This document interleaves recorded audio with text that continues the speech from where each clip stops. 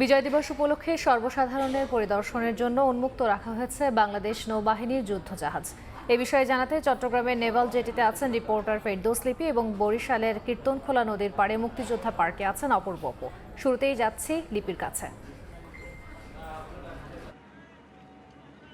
আপনারা জানেন যে ১৯৭১ সালে অপারেশন জ্যাকপটের মধ্য দিয়ে বাংলাদেশ নৌবাহিনী নৌ ও সমুদ্র বন্দরে কিন্তু বিধ্বংসী অপারেশনের মধ্য দিয়ে মহান মুক্তিযুদ্ধে এক গৌরবময় ভূমিকা রাখে এবং সেই নৌবাহিনী কিন্তু আজকে বিজয়ের ৫২ বছর পর এসে অত্যাধুনিক এবং একটি ত্রিমাত্রিক বাহিনীতে পরিণত হয়েছে এবং এই বাহিনী কিন্তু তাদের যে সক্ষমতা এই সক্ষমতা জানান দিতে এই বিজয় দিবস উপলক্ষে কিন্তু আমরা দেখেছি নৌ যুদ্ধ জাহাজ যে সমুদ্র অভিযান তা সর্বসাধারণের জন্য উন্মুক্ত করা হয়েছে এবং আমরা দেখেছি দুপুর ২টার পর থেকে কিন্তু দর্শনার্থীরা এই সমুদ্র অভিযান নৌ যুদ্ধ জাহাজ দেখতে দলবদ্ধভাবে প্রবেশ করছে এবং আপনাকে যদি এই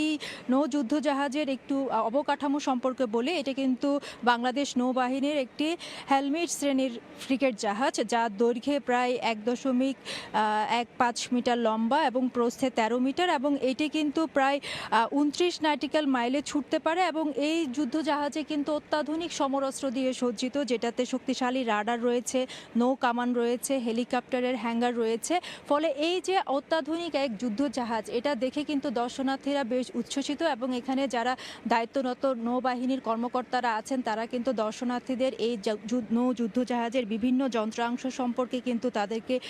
বুঝিয়ে দিচ্ছেন এবং ঘুরে ঘুরে প্রত্যেকটাকে বর্ণনা দিচ্ছেন এবং এই যে বাংলাদেশের নৌবাহিনীর সক্ষমতা কিংবা যে আয়োজন এটা কিন্তু সাধারণ মানুষের মধ্যে এক ধরনের আমি দেখেছি যে গৌরবের যে উজ্জ্বল ভূমিকা সেটার প্রশংসা করছেন এবং তারা বলছেন যে অনেকে আসলে কখনো জাহাজ দেখে নাই আর নৌযুদ্ধ জাহাজ এই প্রথমবারের মতো এসেছেন এবং এই ক্ষেত্রে স্বাধীন বাংলাদেশের যে সক্ষমতা, বিশেষ করে সশস্ত্র বাহিনীর যে সক্ষমতা সেই বাহিনীর সক্ষমতা দেখে কিন্তু তারা উচ্ছ্বসিত এবং বিশেষ করে শিশু কিশোররা কিন্তু জাহাজে এসে কিন্তু এই জাহাজের বিভিন্ন অংশ ঘুরে দেখছেন এবং এই ছিল আমার কাছে এখান থেকে সর্বশেষ খবর। আমরা বরিশালে চলে যাব, সেখানে আমাদের সহকর্মী অপূর্ব অপু আছেন, সেখানকার খবর জানাবেন। দেখুন, বিজয়ের এই মহা উৎসবে বরিশালবাসী নানা আয়োজনের মধ্য দিয়ে দিনটি উদযাপন করছে। এই দিনটিকে আরো বর্ণিল করেছে বাংলাদেশ নৌবাহিনী। বরিশালের বিআইডব্লিউটি এর ঘাটে মুক্তিযোদ্ধা পার্কে এই কিছুক্ষণ আগে অর্থাৎ দুপুর ২টায় শুরু করেছে তাদের যুদ্ধ জাহাজ প্রদর্শনী পর্ব শুরু করেছে এবং সেই যুদ্ধ জাহাজ দেখতে বিভিন্ন শ্রেণী পেশার মানুষ এসেছে এই জাহাজটি এক নজর দেখবার জন্য, কেননা এই সাধারণ মানুষের জন্য এই জাহাজটি বেশ কৌতূহলের জায়গা তৈরি করেছে। এখানকার কর্মকর্তারা যেটি জানিয়েছে যে এই জাহাজটির নাম হচ্ছে বাংলাদেশ নৌবাহিনী বা নৌজা শহীদ আখতার উদ্দিন বাংলাদেশ নৌবাহিনীর এটি পদ্মা শ্রেণীর দ্বিতীয় ব্যাচের টহল জাহাজ এবং এই জাতীয় জাহাজ কিন্তু ৫টি এবছর তারা এই বছরের জুলাইয়ে ৫টি জাহাজ তারা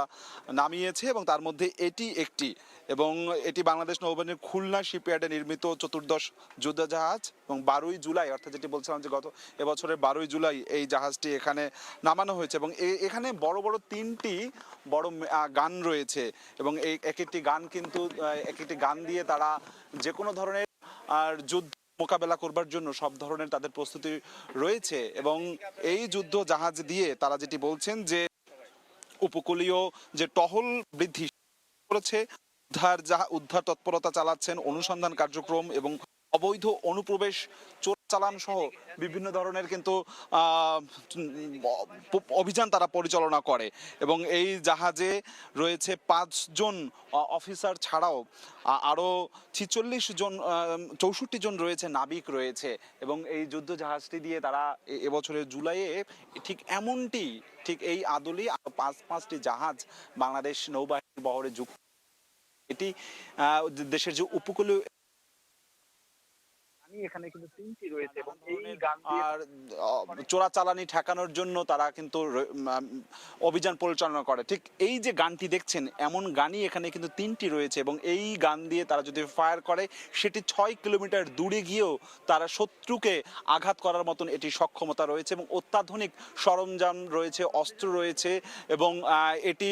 পরিচালনা করার জন্য নাবিকরাও বেশ দক্ষ, বাংলাদেশের নাবিকরাও দক্ষ, এই জাহাজে কর্মকর্তারা কিন্তু তেমনটি জানিয়েছে। তো এটি আজকে আজকে বিকাল 5টা পর্যন্ত এখানে সর্বসাধারণের জন্য উন্মুক্ত থাকবে এবং বিভিন্ন মানুষ কিন্তু এরই মধ্যে জাহাজে অবস্থান নিয়ে এই জাহাজটি তারা পরিদর্শন করবে।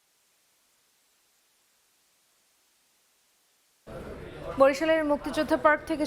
যুক্ত হয়েছিলেন সহকর্মী অপূর্ব অপু এবং তার আগে চট্টগ্রাম থেকে যুক্ত হয়েছিলেন সহকর্মী ফেরদৌস লিপি।